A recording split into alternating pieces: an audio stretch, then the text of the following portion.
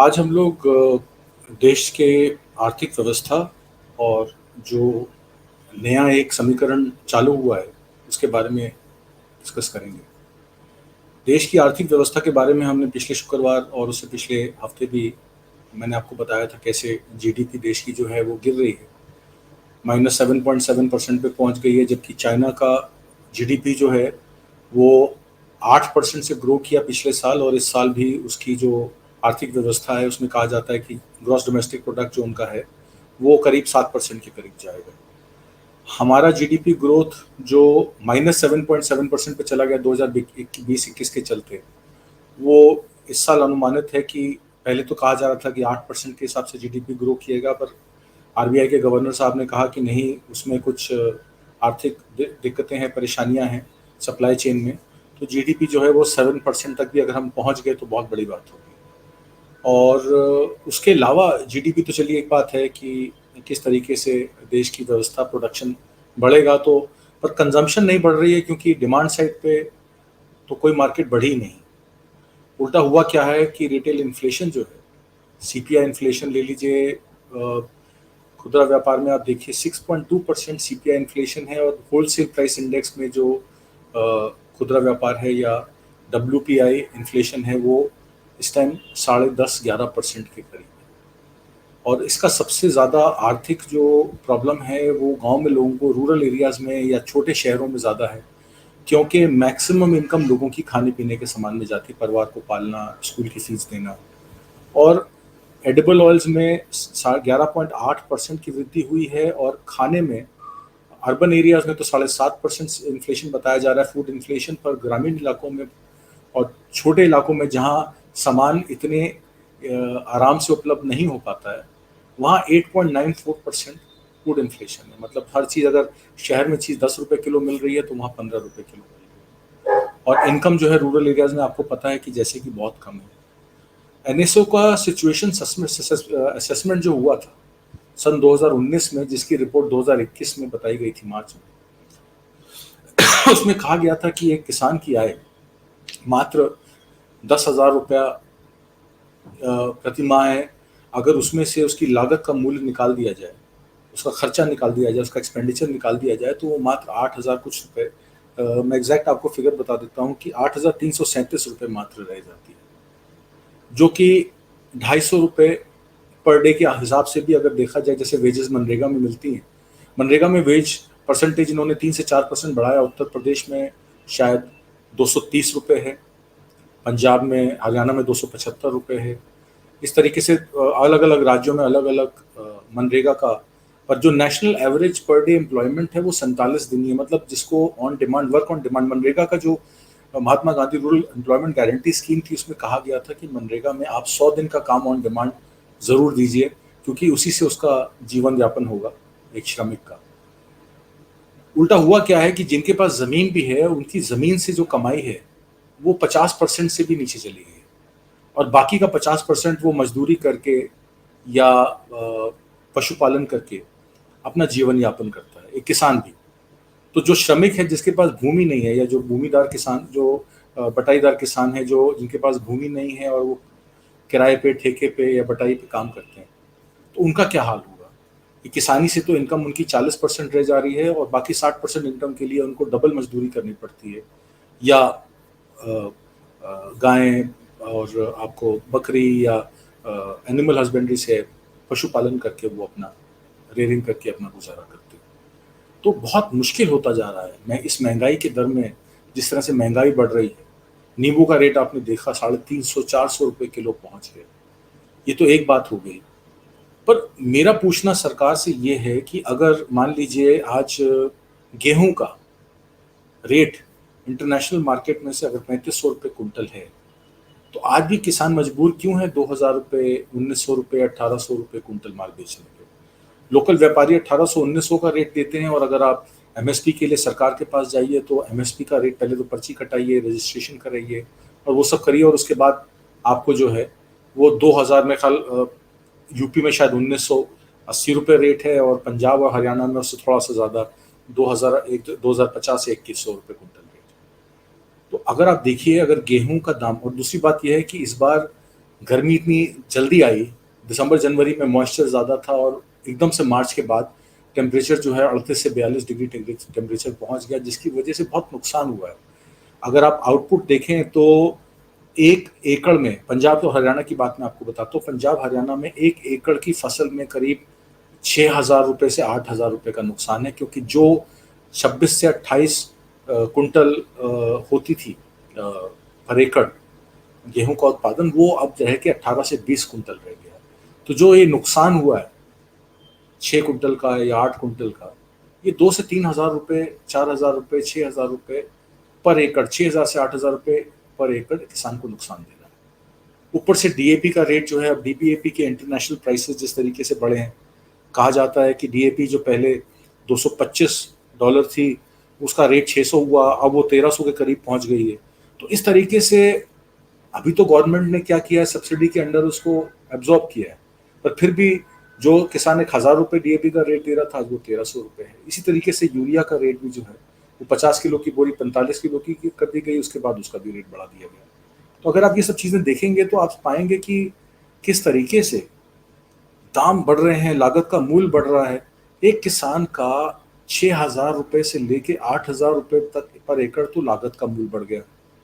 और जैसे कि मैंने आपको बताया, गेहूं की फसल में 6,000 से 8,000 उसका नुकसान हो गया, क्योंकि इस साल आउटपुट कम रही। तो एक किसान 25,000 रुपये अगर एकड़, 20 से 25,000 रुपये अगर एकड़ का नुकसान भुगतेगा, 6-8 हज़ार रुपये उसकी कॉस्ट बढ़ गई, 6-8 हज़ार रुपये उसकी प्रोडक्शन बढ़ गई, और प्रोडक्शन में कमी आ गई, तो 12-13 हज़ार रुपये डायरेक्ट इम्पैक्ट ही हो गया। उसके बाद ही इसका जो सोशल इम्पैक्ट होता है, उसका ऋण माफी नहीं हो पाती, उसको इंटरेस्ट पे इंटरेस्ट चार्ज होता है, मतलब कुल मिला के 20 से 25 हज़ार रुपये एकड़ एक किसान का नुकसान है। पानी, बिजली, हर चीज का अगर आप लगाइए, तो अगर 20 से 25 हज़ार रुपये अगर किसान का नुकसान है, और प्रधानमंत्री जी सिर्फ ये कह देते हैं कि, अभी आप स्लाइड 1 देखिए, स्लाइड 1 में पीएम किसान सम्मान निधि के बारे में बताया जा रहा है कि सभी किसानों को 6,000 रुपये की सालाना मदद की जाएगी, और उसमें 1,30,000 करोड़ रुपए की राशि उन्होंने जो है हस्तांतरित करी है। तो अगर 6,000 रुपये हम उसको सालाना दे भी रहे हैं, और उसका 20 से 25 हज़ार रुपये एकड़ नुकसान हो रहा है, तो ये नुकसान की भरपाई कौन करेगा? दूसरी बात है, लॉकडाउन में जब मार्च 2020 में निर्मला सीतारमन जी रोज मीटिंग्स करती थी मई के महीने में, तो रोज वो एक पब्लिक बुलेटिन आती थी, और उसमें तमाम टीवी चैनलों पे 1,00,000 करोड़ रुपए का इंफ्रास्ट्रक्चर फंड क्रिएट किया था। टमाटो अनियन प्राइस को हम जो है ऑन द टेबल देंगे, और सारी मंडियों को जो है हम वो ई नाम से इकट्ठा कर देंगे, सब फार्मर्स को रजिस्टर करके सबको एमएसपी देंगे, ये बात उन्होंने कही थी। अब मैं एमएसपी की आपको, जैसे कि मैंने आपको गेहूं का बताया कि एमएसपी गेहूं पे ही जो है वो 2,000 रुपये कुंटल है, जबकि अंतर्राष्ट्रीय बाजार में 3,500 रुपये कुंटल माल बिक रहा है। तो इंपोर्ट के जरिए ये बिचौलियों को, या ये जो मंडियां दे दी गई हैं अदानी अंबानी। अब मैं आपको एक बहुत हैरान कर देने वाली बात बताऊंगा। अदानी जी और एफसीआई का एक ठेका हुआ, उस ठेके में ये कहा गया कि अगर दाम एमएसपी या एमएसपी से नीचे है, तो एफसीआई जो है वो 5 करोड़ रुपए पर जो गोडाउन है वो अदानी को देगी मेंटेन करने के लिए, मैन पावर और उसका मेंटेनेंस जो है वो अदानी देखेगा। और अगर एमएसपी से ऊपर का रेट होगा बाजार में, इंटरनेशनल मार्केट में या नेशनल, तो एमएसपी का रेट देकर एफसीआई से अदानी माल खरीद के और प्रॉफिट कमाएगा। मतलब इस तरीके के एग्रीमेंट्स अदानी एग्रो और एफसीआई के बीच में फैसिलिटेट कराए गए। और उसमें किन किन लोगों का हाथ है और क्यों कराए गए, पब्लिक स्क्रूटनी से ये सब चीजें बाहर क्यों? और किसी तरीके से मोनेटाइजेशन में, मुद्रीकरण में कहा जाता है कि 27,800 करोड़ रुपए की एफसीआई की वैल्यू लगाई जाती है कि कोई प्राइवेट पार्टी आए 27,800 करोड़ रुपए दे दे और एफसीआई का सारा कॉन्ट्रैक्ट लेके। तो इस तरीके की भी बातें की जाती हैं। अब जैसे कि मैंने आपको गेहूं का बताया, उस हिसाब से प्राइसेस की अगर बात करें तो गेहूं का प्राइस 22% करीब बढ़ा है पिछले साल से, मक्के का प्राइस 43% बढ़ा है पिछले साल से, सोयाबीन का प्राइस जो है वो 45% बढ़ा है पिछले साल से, कपास का प्राइस जो है, दाम जो है 56% बढ़ा है पिछले साल से, और जो जौ है उसका प्राइस जो है 67% बढ़ा है मार्च से लेके अभी तक, पिछले मार्च से इस मार्च तक। अब अगर इसका टोटल किया जाए तो ये करीब इंक्रीज ऑफ इनकम 32% के हिसाब से 57,800 करोड़ रुपए का आकलन आता है कि 57,800 करोड़ रुपए की इनकम जो है वो बढ़नी चाहिए किसानों की। पर ये इसमें से एक भी रुपया जो है वो किसानों के पास नहीं जाता। क्योंकि किसान तो आज भी एमएसपी से नीचे जो है अपना माल बेच रहा है। ये एक सबसे बड़ी दुविधा है। जैसे कि मैंने आपको यील्ड का बताया, उसके बाद अगर आप देखिए चने का आज की डेट में 5230 रुपए क्विंटल माल बिक रहा है। रागी जो है कर्नाटका में, उसका 2500 से नीचे बिक रहा है, 3377 से नीचे बिक रहा है। और कई चीजें, सनफ्लावर है, उड़द और विंटर पैडी जितनी आती है, वो जितनी भी आप देखेंगे कि नेफेड के अंडर दालों का, अरहर और उड़द का तो इतना 2% से 2.5% ही सोर्सिंग होती है एमएसपी। 98% सोर्सिंग जो है वो मार्केट से बाहर होती है, और मार्केट से बाहर कभी भी किसान को जो है वो अपनी लागत का मूल्य कवर करने के लिए नहीं मिलता है। 7.5 लाख रुपए का केसीसी कार्ड जो सरकार ने इशू किए, केसीसी कार्ड के अंदर 7.5 लाख करोड़ का कर्जा इस टाइम देश के किसानों को। उसका अगर अलग अलग आकलन करें तो पंजाब का 55,000 करोड़ है, हरियाणा का 44,000 करोड़। इस तरीके से कृषि किसान कार्ड के जो क्रेडिट है वो किसानों पे 7.5 लाख करोड़। अब ये सरकार ने 10.5 लाख करोड़ का तो कर्जा माफ कर दिया कॉर्पोरेट्स का, वो पब्लिक डोमेन में फिगर है। तो 7.5 लाख करोड़ का किसानों का भी जो कृषि क्रेडिट कार्ड है उस पर इनको माफ कर देना चाहिए, क्योंकि ये तो हमारे अन्नदाता हैं, हमें अन्न देते हैं। अगर अन्न नहीं होगा तो ना अन्न होगा ना जल होगा, तो फिर जीवन यापन कैसे होगा? तो ये सरकार को इस बारे में भी सोचना चाहिए। चलिए, क्रेडिट की तो बात एक रही, अब पेट्रोल डीजल की बात ले लीजिए। लागत के मूल्य में पेट्रोल और डीजल के दाम में कितना इजाफा हुआ है। जो एक्साइज सेंट्रल गवर्नमेंट की 3 रुपए, 3.5 रुपए से लेके पेट्रोल पे 3.5 रुपए होती थी, और डीजल पे 3 रुपए 56 पैसे पेट्रोल पे होती थी, और 31 रुपए 80 पैसे, अब 3 रुपए 56 पैसे डीजल पे जो थी, वो अब 31 रुपए 80 पैसे पर लीटर पहुंच गई डीजल पे एक्साइज। और जो एक्साइज आपकी पेट्रोल पे एक्साइज जो पेट्रोल पे थी, वो भी बढ़ के आपकी 9 रुपए 48 पैसे पर लीटर से 32 रुपए 90 रुपए पर लीटर हो गई। मतलब कहने का मतलब ये है कि 4 गुना एक्साइज में इजाफा हुआ। 2.5 से 3 लाख करोड़ रुपए सालाना सरकार को उसका बेनिफिट भी मिला।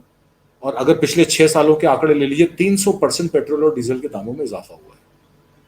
और अगर हम इसका टोटल करें तो 7 सालों में 3 लाख करोड़ के हिसाब से 21 लाख करोड़, और जो सेस, एक्साइज के ऊपर सेस भी जमा होता है, सेंट्रल सेस जो हम वो सेंटर की सरकार को जाता है, तो कुल मिला के 25 से 26 लाख करोड़ रुपए सरकार ने खाली पेट्रोल और डीजल के दामों की वजह से कमाए।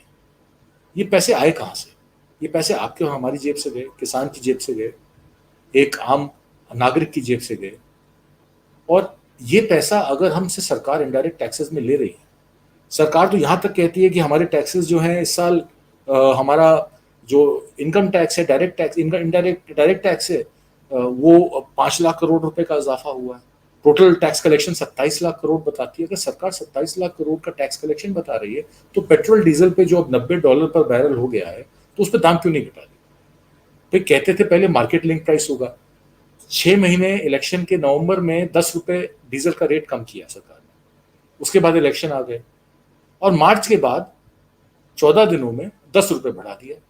मतलब जो रेट इलेक्शन से पहले था वही इलेक्शन बाद में। अभी आप स्लाइड 2 देखिए। इस स्लाइड 2 में आप देखिए, जैसे मैंने आपको बताया कि टैक्स रेवेन्यू जो है सरकार का 5 लाख करोड़ से ज्यादा एक्सेस आया है। Total tax collection 27 lakh crore की हुई है, उसमें 34% ग्रोथ पिछले साल से ज्यादा की है। 5 lakh crore over the budget estimate है। 2021-22 में highest tax to GDP ratio हुआ 11.7%। ये डायरेक्ट टैक्सेस का है, और उसमें डायरेक्ट टैक्सेस का रेशियो जीडीपी का 6.1% है, इनडायरेक्ट टैक्सेस का 5.6%।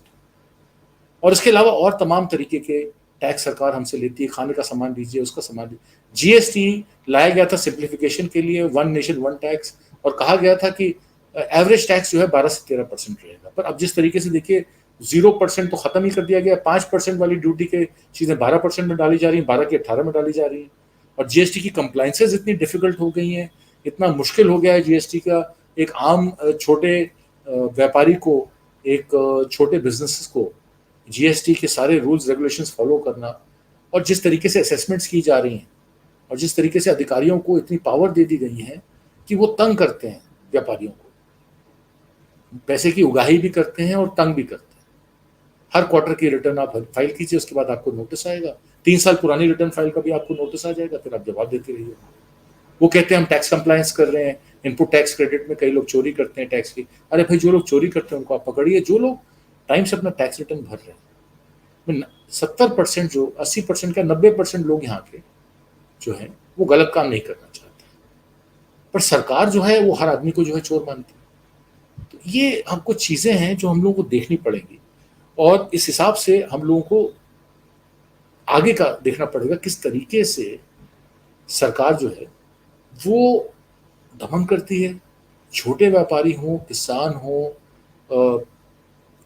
एक आम नागरिक हो जो नौकरी करके उसके घर के परिवार के 2 सदस्य काम करते हैं और अपने माँ बाप को भी देखता है, उनका दवा का प्रबंध करता है, अपने बच्चों की पढ़ाई का भी प्रबंध करता है। एजुकेशन और हेल्थ में प्राइवेटाइजेशन की वजह से कितनी महंगाई बढ़ गई आप सब लोग जानते हैं। एक आम नागरिक तो अपने बच्चे को प्राइवेट स्कूल में पढ़ा ही नहीं सकता, गवर्नमेंट स्कूल में ही से गुजारा करना पड़ेगा। हेल्थ बेनिफिट किसी के पास है नहीं, 60 साल की उम्र के ऊपर इंश्योरेंस भी कवर नहीं करती, तो वो अपना दवा का इंतजाम कैसे करेगा। दवाएं महंगी हो गई हैं, इस जरूरत की दवाओं की 8,000 दवाइयों के दाम जो है बढ़ा दिए गए 1 अप्रैल से। तो बेसिक दवाइयां भी जब महंगी हो गई हैं और सरकार का उसमें कोई बैकअप नहीं, कोई कवर नहीं, तो कैसे आगे ये काम चलेगा। ये सब हम लोगों को चीजें देखनी पड़ेंगी। और एक तरफ अराजकता का माहौल फैलाया जा रहा है। पिछले प्रोग्राम में मैंने आपको बताया किस तरीके से सीतापुर में एक बजरंग मुनि जो प्रतापगढ़ के रहने वाले हैं, वहां जाके मस्जिदों के आगे जो है लोगों को गलत बातें बोलते हैं कि हम औरतों को उठा के लेके जाएंगे, उनका रेप करेंगे, ये करेंगे, वो करेंगे। अब पब्लिक प्रेशर पड़ा, हम लोगों ने ट्विटर पे इतना प्रेशर बनाया,